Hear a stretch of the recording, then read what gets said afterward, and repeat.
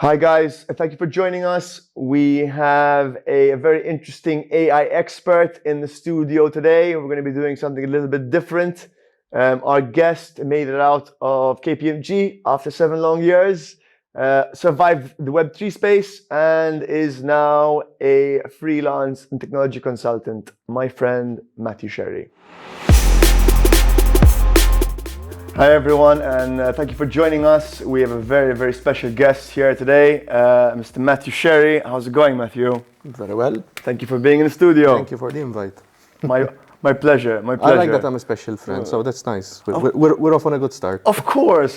I mean, we've been doing this now for I think 5 years. At least. Sort of talking about blockchain and cybersecurity and the implications on the industry. So naturally, I wanted to find a way to sort of create something different with you, just because we've been doing the same thing so long. So naturally, I reached out to the AI expert and I said, "Hey, Matt, how can we create some interesting content for a cool show?" And he's like, "Well, instead of trying to figure out what the audience wants to hear about in terms of AI, why don't we ask ChatGPT what AI questions we should be answering?" So he did, and I have the questions here. So here we go. I want to start off with the prompt, actually, because the prompt is kind of interesting, right? So ChatGPT, what's up, my guy? So me and my friend, who are both geeks and techies and love all things AI and blockchain and cool, have a podcast session thingamabob coming up, and we'd like you to give us 5 or so questions that we can cover. Our audience is composed of fellow techies. So this is what it came up with. Question number 1. How has the AI landscape evolved in recent years, and what do you think the future holds for artificial intelligence? I think the fact that you're able to ask a prompt like that to an AI chatbot and get that type of question, it already shows right how the landscape evolved. I think obviously, first off, we need to be cognizant of the fact that AI has been around for decades. I would say AI is now at a stage where, in the initial meeting, when the whole idea of AI was conceptualized, I think they thought they'd get to this point within 10-15 years, right? So in a way, that gives a bit of an idea around the time scale. But I think with tools like ChatGPT, with the Microsoft tools that are, I think Microsoft Copilot it's called, that's going to be embedded. Bard and Lambda. And exactly. And also visualization tools like DALL-E, Midjourney, as well as, video production tools. I think it's starting to, we're at a point where AI isn't simply something that can be ignored anymore. That's just for the geeks out there to play around with and have fun with, and like ChatGPT had its NFT moment, basically. But I think possibly, unlike NFTs, where the motivations were financial, and there were a few people trying to make the most of it. I know you have very strong opinions on NFTs. Absolutely. Most of which I agree with, mind you. But I think from an AI standpoint, it's kicking off discussion. Listen, how is this going to impact education? How is this going to impact the workforce? How actually can we leverage and harness it? Does it mean that, the job for a content writer in a marketing department is gone? It's starting to ask these questions, whereas before, no one really bothered asking these questions because chatbots were dumb. I mean, I think the sort of benefit of being a geek is that you're sort of first to market, in the sense that you got instant exposure to what everyone will be playing around with in the future, right? Like, I mean, I don't know about you, but I was playing around with ChatGPT in November. I'm sure you were doing something similar, right? I heard about it from yourself when you sent me that WhatsApp message. Oh yeah. So, there you go. Cool. Okay, I'm glad. I mean, it's been interesting to see. Like, it's always interesting to see how topics like that sort of tend to break mainstream, and it's like once that happens, it's a sort of justification process for sort of people like ourselves, right, who are seeing these things like a couple of years in the past. But to be fair, the dawn of AI was not in 2023. It was, or 2022. Sorry, it was in like the 1960s. No, 60s, 70s. I want to say. Like I met a guy a while ago who did his PhD in AI. And the guy was, I mean, like just barely walking. It must have been in his late 70s. So I want to say like 60s, 70s sounds about right. Although my math isn't the best, but that's a different story. Anyway, let's move on to the next question. I think that's the easiest thing to do. So the ethics are actually a very, very interesting part of it. So question number 2: what ethical concerns arise with the advancement of AI, and how can we address them as a society? I think this is another loaded question. Ethics and AI is going to be a hot topic for a very long time. I think the fact that we have laws and regulations that were not designed for an age where AI was mainstream is what's at the root sort of cause of these discussions and these thoughts. I think one of the first things I'd like to say is that not a lot of people possibly know that Malta was one of the first countries to have launched an ethical AI framework, which is quite interesting, and it's also very much aligned with what the EU subsequently came up with as an ethical framework. And I think while we can have a debate and a discussion on sort of the details of each and every point, I think the overarching principles are very sound. For example, this framework makes sure that human autonomy needs to be at the forefront of any AI development, which makes sense. Which means that if you're interacting with an AI bot, with an AI engine, ChatGPT, for example, right? It should be upfront about the fact that it is an AI engine. It's not a human, right? So it shouldn't try to impersonate a human. Which I would say that principle alone captures the vast majority of concerns that are absolutely around AI. It's a very like eloquently simple solution to a very big problem. I don't think it will solve all of them, but it does, like you say, it casts a wide net, right? It's an ethical principle ultimately. It's not really a solution. The solution then is what's being worked on by a number of governments all over the world, not just Malta, but also across the EU and even the US, Dubai, for example, and the UAE are leaders, I would say, in this sector. In fact, they have a minister of AI. Yes. I believe they're the first country to have something like that. Yes. So, but at least it sets the tone on it establishes the foundations on what regulation. I use the term very loosely, on what regulation is going to be looking at.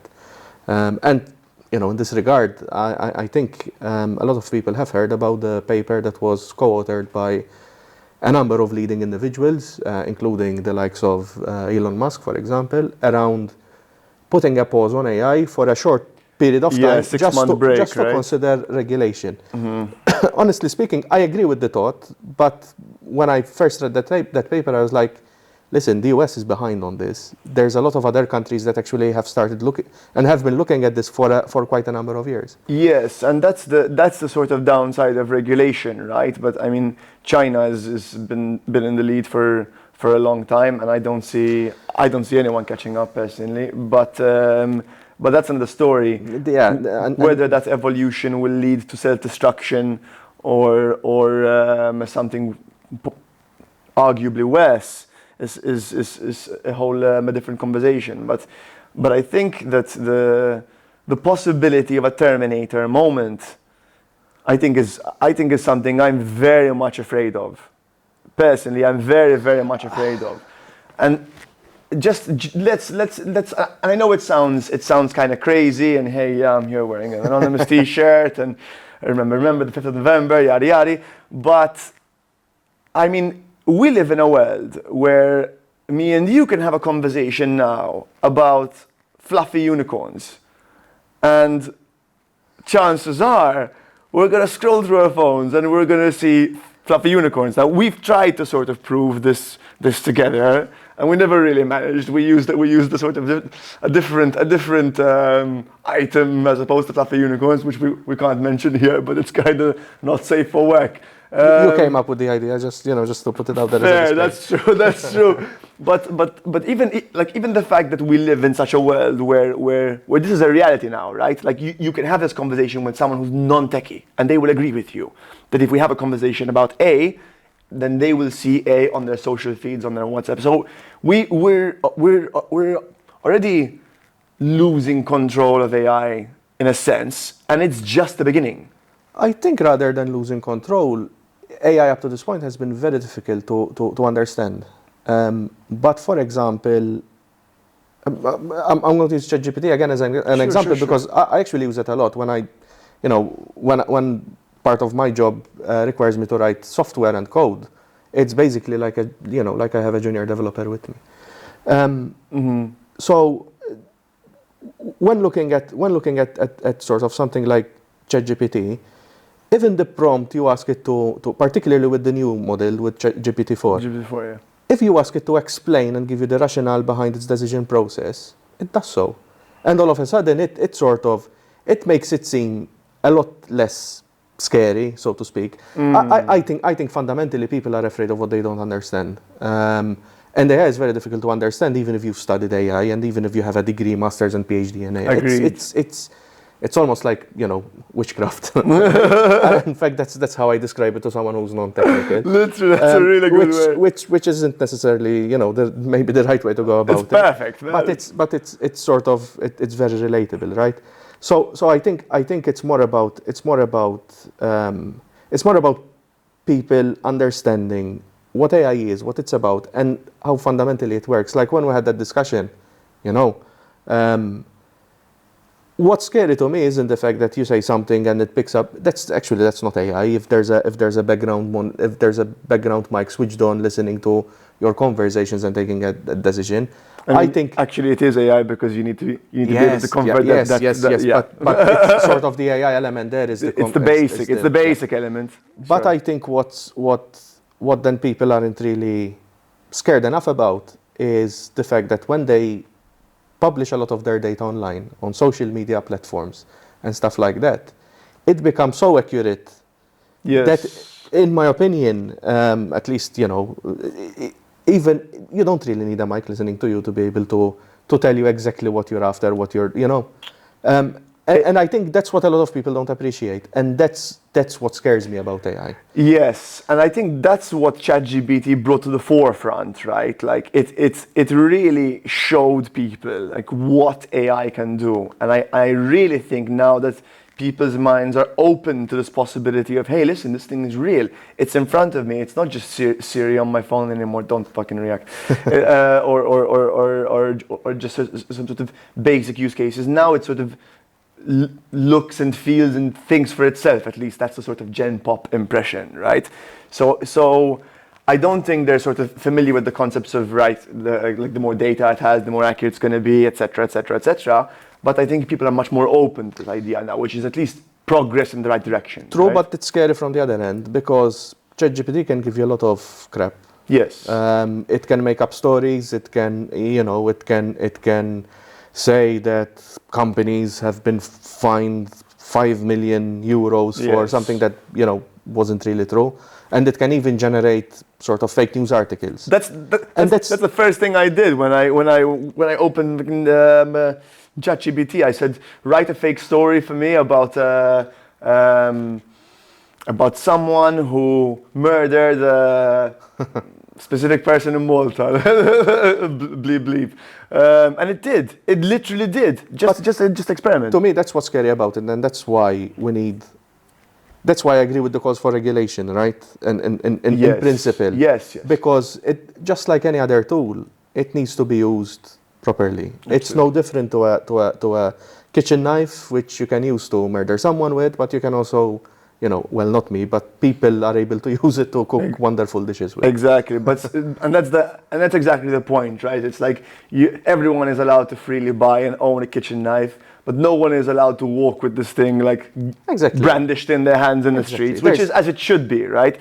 finding that sweet spot in AI is going to be a whole other. I think it's going to take generations. Yeah, absolutely. I think it will take generations. Okay, let's run on to the next question, which are what are some of the interesting use cases for AI in the fields of healthcare, education, and finance? Instead of doing the and, just pick one. Like it's I mean, there's a lot of interesting use cases about AI. I would say the most interesting use cases we probably don't know about because they're currently in development. Right? Fair enough. Isn't that always the case? So, like the best tech in the world hasn't been built yet. I think it's always the case with emerging technologies. Yes. I would say the same thing for blockchain, for example. Yes, exactly. But I think the sort of the more interesting use cases is where you have an amalgamation of different technologies, not AI on its own. Like there's a number of examples where AI has been used in healthcare to give early onset identification of certain of cancer, for example, through image recognition. I think that's been done for a number of years. That's now. basic stuff which works great. But I would say even looking into robotics, there's a lot of potential implications there. Obviously, the thing with healthcare is that regulation within the healthcare space, for all the right reasons, is very strict. So possibly it's going to be a bit more difficult for AI to tap into that space. But once it does, I think it will be beneficial to the entire AI landscape. I mean, there's the financial industry as well. I don't think any company, any firm, small or large, can keep up with the financial regulations that are being thrown at it. Each and every different country, or in some cases state, has a different idea of what to do, and that is where you need technology like AI. Ultimately, if you look at how, for example, certain due diligence is done with Google searches, I find that pathetic. It's right? Hilarious, no? It's hilarious. I know of a number and of people don't know of this. So can you expand on this? Well, I mean, I've never done that role, but in a nutshell, people just take your name, possibly date of birth, they put it in a Google search, they look through the first 5 Google pages, and they make sure that you've never been found guilty of fraudulent behavior or murder or whatever, right? Exactly. It's sort of, and this is or at least accused of. Exactly. And this is the standard due diligence process in the corporate world. So it's like everyone thinks, when you're sort of doing some sort of KYC, it's like, there's some crazy engine, there's sort of tools like World Check and whatever, but that's just supplementary. Most of it is Google, which is kind of hilarious, right? And especially when you look at elements of the GDPR and stuff like that. But let's not go there. Yes. But I do genuinely believe that sort of that's where AI tools and engines can really help. First of all, filter out the data from the non-important to what's important, but also being able to help out with the decision-making process. And here I emphasize on the fact, help out. I think there's always, at this point in time at least, we always need to have a human being responsible, because as human beings, we love having someone to blame if things go wrong. That's the way it has to be, because you can't blame tech. Yes, but even tech was created by someone, it's operated by someone, and it's used by someone as well. Yes. And that someone is not going to take on legal responsibility for...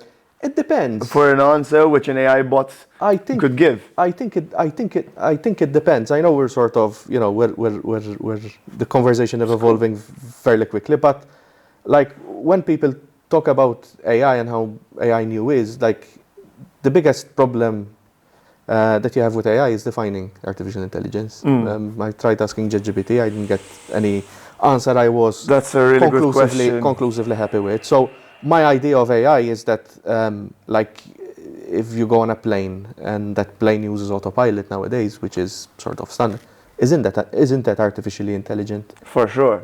It can pretty much land on its own, navigate on its own. The human being is there to keep it in check, and obviously to guide it, right? Mm-hmm. So again, it's like a mentor working with an apprentice, so to speak. No. So when you look at how those things were sort of accepted, but then you look at the untapped potential that is across a number of other industries, particularly with the way it with the way it evolves. I think there's a lot of potential opportunities for a lot of industries. That's a really good point, actually. Really, really good point. I mean, AI, like in the sort of airline industry, I mean, has been around it's been standard. It's been commonplace since like God knows how long. Like, so I was sitting down with this guy in this burger place in London, and he sits down and he tells me he's a captain for some commercial airline. He tells me, he said, listen, he says, do you know, it's like every time you land in a plane and the landing's a little choppy, it's because autopilot is handling the landing. So if the landing is perfectly smooth, it's because the pilot just decided he wants to flex his skills.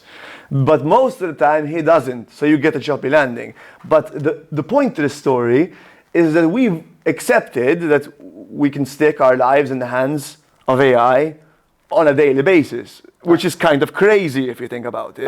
I think there's an interesting side topic there on biases, right? Because probably since the human being was telling you this, that they were being a bit biased. No, I disagree. I disagree. I think AI, at least in its current form, has its limitations, right? They're getting to the so. If you look at the history of AI progression, you will always see a sort of a performance curve, and this curve outperforms over 90% of all of its human counterparts. In best case scenarios, it outperforms 95 to 97, best case. But the best 3% of humans, in every case except chess, are always better than AI. Because chess is, let's say, a very specific example. But if you look at, for example, OpenAI and Dota, right? It beats everyone except the top 1,000 players. Yeah, but I think we have to also appreciate that, just like we started this conversation, AI is still evolving. Yes. I mean, I was recently reading an interesting research paper about Dota, where they found that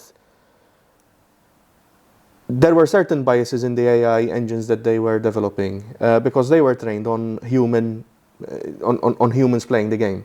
Whereas when they reframed it and they had AI playing against AI, exactly, it went to another level. Beautiful. So you explained it beautifully. What does that mean? That means that there are certain elements of understanding that AI is simply incapable of. For example, let's say you're playing Dota. Let's take the Dota example, right? If you're approaching an enemy hero and all of the historical statistical data about individual players that play with this hero suggests that his next move will be to move away from you, then that is what the AI is going to react to.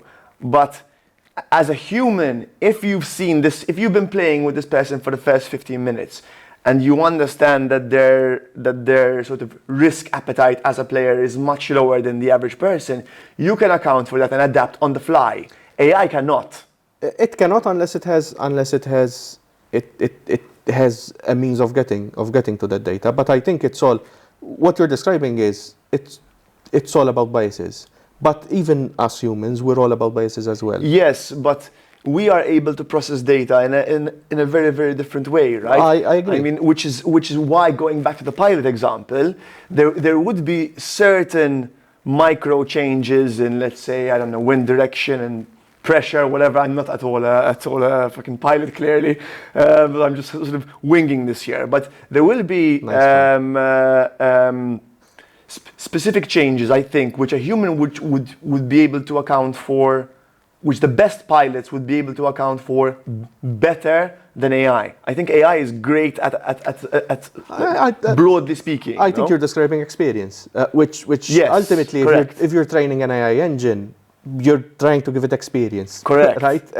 But what I find interesting and fascinating is that the way humans interact with the natural world is sort of being transposed into code and into machines, and that's what I find interesting about AI. Whereas traditionally it's been a developer writing instructions, like someone writing a recipe, right? With AI, you're defining the data, you're defining the experiences, and you're telling this piece of code, this machine, this chip, to go and get those experiences and come up with, and the funny thing is, if you train 3-4 different engines, if you have a vast enough data set, even on the same data set, you might get slightly different. In fact, the problem with AI is that it's not infallible. It's not. It gives you define infallible. Apologies. It can never be 100. It can never give you 100% accuracy. It can fail. Yes, it will fail. It absolutely. will make mistakes. In the same way humans do. Exactly. Whereas if you have sort of crisp logic code, that's going to behave exactly the same way. If you're trying to do 2 + 2 or 2 + 3 today. 2 + 3 today is 5. 2 + 3 tomorrow is going to be 5. Next year it's also going to be the same number, and even in 10, 15, 5,000, 5 million years time. You know what I mean? Yeah. Okay, let's move on to the next question. How can AI be harnessed to address global issues like climate change and resource management? Ooh.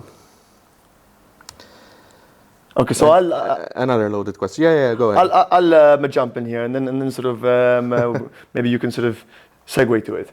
So I think one of the most pertinent problems in the climate change industry is the carbon credits market. Just because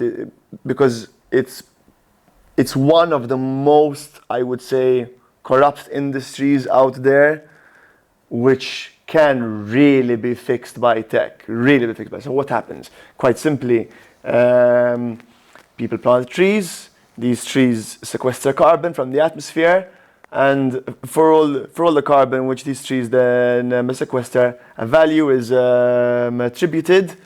There's a third-party audit just to sort of make sure that everything was due process was carried out, and then these credits are sold on the market. What happens? These trees aren't maintained, trees die, and someone's just sold 100 years worth of futures on trees which have died after 2-3 years. And that's one of the very, very many reasons, right? But why? I don't see a reason as to why we couldn't work with mapping companies, so sort of companies which own satellites in space, right? Like use that satellite imagery to individually identify each tree, figure out, give each tree a unique ID, figure out the kind of tree, the health of the tree over time, and based on that, figure out how much carbon each tree is going to sequester based on existing data about that type of tree, and then use that information to create, let's say, like a tokenized carbon credit, right? And that kind of closes the loop. I think we shouldn't look at AI as a silver bullet. Of course in the sense that, and unfortunately, this is starting to happen all over the place, even within the financial services industry. Yes. You have a problem, throw AI at it, it will be solved. It doesn't really work like that. Not. I agree entirely with your example where AI in conjunction with satellite imagery, possibly, an IoT network on the ground and stuff like that. And exactly, it can help. I think the applications go even more beyond the carbon credit industry. I think it's an important industry because it can help keep things in check globally. And ultimately, climate change is a global problem. It's not no single country can solve climate change. Absolutely right? not. Even if one country decides to not take care of sort of the environment, it's ultimately impacting the entire planet. But I think there's a lot more applications. Personally speaking, and I know this is a very controversial topic, but sort of we like controversy here, don't worry. Fine. Personally speaking, I think one of the biggest problems from a climate standpoint is the population density that the entire planet has. I know there's sort of two trains of thought there, where some people say that we have enough resources if we are efficient about resources, and I think there's merit there, and I think AI can help us become a lot more efficient with resources, and the example you just gave is possibly just one of how it can contribute to that. But even in terms of land use, even in terms of maximizing yield from growing food and stuff like that. But then I tend to fall more on the side of those who think that yes, we need to make better use of resources, but at some point we're going to hit A ceiling. the peak, a ceiling, and we just can't sustain any more population growth. And I think the problem there, I'm a big fan of David Attenborough, right? And one of the quotes, one of the talks that he once gave that really stuck with me is that he said that the only sort of industry that wants and that demands this population growth are economists, because ultimately that's the only way that economies keep growing. Exactly. And I genuinely believe that with technology like AI, you can have this economic growth, but not at the cost, or at least at the direct correlation of how many people you have, on the planet living, working, generating income. Because I genuinely believe that maybe not in the next couple of generations, but at some point in time, we can have a situation where a machine and a chip, ultimately code, AI, can actually generate wealth. And ultimately there is where, has to pay taxes, and it's contributing to the economy. I know it sounds a bit outlandish. I don't think so at all. I think we'll see that. A lot of people think so. No, not at all. But I don't think, I actually think we'll see that in our lifetime. So you're absolutely right. I mean, generating infinite growth from finite resources is fundamentally a broken train of thought, right? And on top of that, the pension system is completely ridiculous, and the current ways of generating long-term wealth are vastly being limited to the few. For example, for the last 70, 80 years, property was the way to do it. Now that's in most parts of the world becoming a market that's inaccessible to many. So how is there, and the idea of buying a property was, buy this is your retirement, right? This is what's going to sort of help supplement your pension. But But I think that's what we really need to be careful. You've struck on a really interesting point here. How can we make sure that AI isn't capitalized on by the few at the expense of the many? So here's, and I think it possibly touches on the ethical questions. No, it does, and I think we'll sort of skip the last question and sort of just dive into this one, but because this is a very interesting one. But let me tell you how it's going to work. So there are going to be financial instruments like long-term bonds and let's say like other long-term financial instruments, which will be created through the need for the private sector to fund AI and robotics projects specifically. Because AI is an expensive endeavor on its own. It's an expensive endeavor, right? If you're doing an API call from ChatGPT, that's one thing. If you have your own data set, you need to play with crazy amounts of big data. Without a couple of million, you're not playing the game, right? If you stack in robotics on that, you're talking about 20, 30, 40 million, minimum investment, right? But if done right, the ROI will be fantastic. And more than that, that said private company will not be able to self-fund because it's just too much money. So what's going to happen? They're going to release private bonds, for example, for the public to be able to buy. Those bonds will do fantastically well. Because if you are, for example, if Doritos says, hey, listen, we want to invest in robotics for the entire factories around the world. We're trying to raise $1.5 billion. Everybody's going to invest. Absolutely, because it's Doritos. It's a household name. And it's gonna keep making money forever and ever and ever. And these robots and this AI is gonna keep generating money every day. I think we're gonna get to a point where AI is gonna be working for us. And it's not gonna be about how much property you own. It's gonna be about how many algorithms and how many different AI projects you have your fingers in. And they will keep growing income exponentially. And that will attract government attention because they have sovereign wealth funds that they need to invest to keep the country alive.